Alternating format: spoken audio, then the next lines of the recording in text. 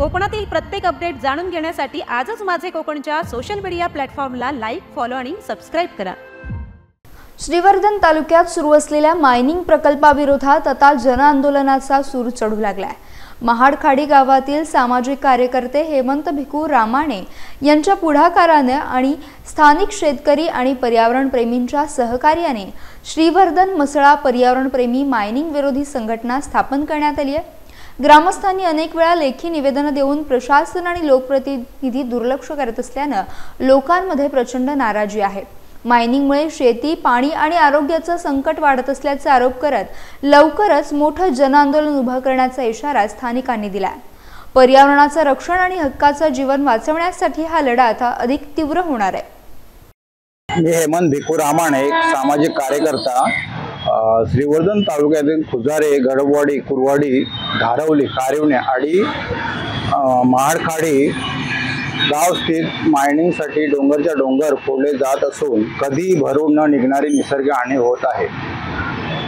मायनिंगसाठी करण्यात येणाऱ्या स्फोटांमुळे तसेच खाणकामासाठी वापरल्या जाणाऱ्या यंत्रणा, सामग्री आणि वाहतुकीची साधने संपूर्ण परिसरात हवेची गुणवत्ता ढासळली असून पशु पक्षी तसेच मानवी जीवनावर याचा अत्यंत धोकादायक असा परिणाम होत आहे। या परिसरात शेतकऱ्यांनी मोठ्या मेहनतीने उभ्या केलेल्या बागायती, कोकणचा हापूस, आंबा, काजू, कोकम, पेरू अशी विविध फळझाडे शेतकऱ्यांनी लागवड केली आहेत।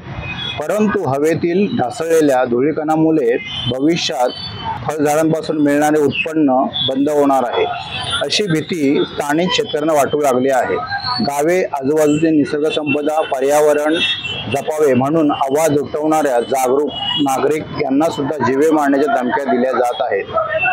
माझ्या पुढाकाराने श्री बालाराम खोतकर, रुपेश गणपत भोगल, रुपेश भोवड, दीपक गंभरे, बिराज धनशे, महेंद्र टिंगरे, दिलीप खेडेकर, निलेश पवार, राजू जाधव, सोपान निंबरे, रामचंद्र घोडमोडे, किरण खोपटकर यांच्या सहकार्याने श्रीवर्धन तालुक्यातील मायनिंग विरोधी जनआंदोलन उभे करण्यासाठी श्रीवर्धन मसळा पर्यावरण प्रेमी मायनिंग विरोधी संघटना स्थापन केली आहे।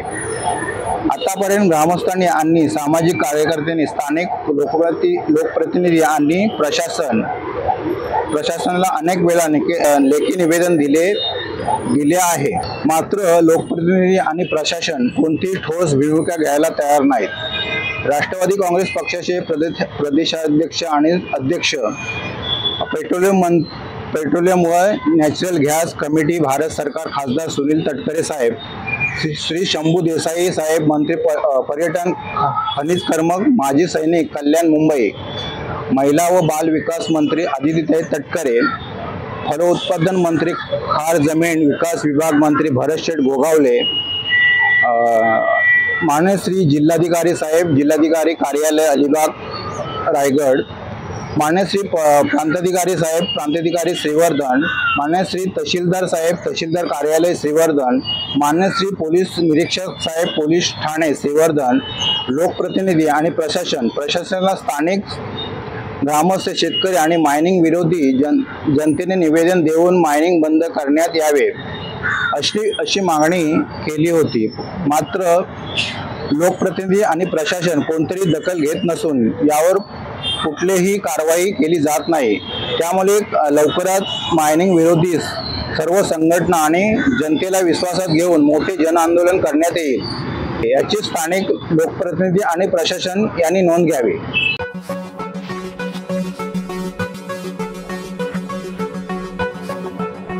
Thank you.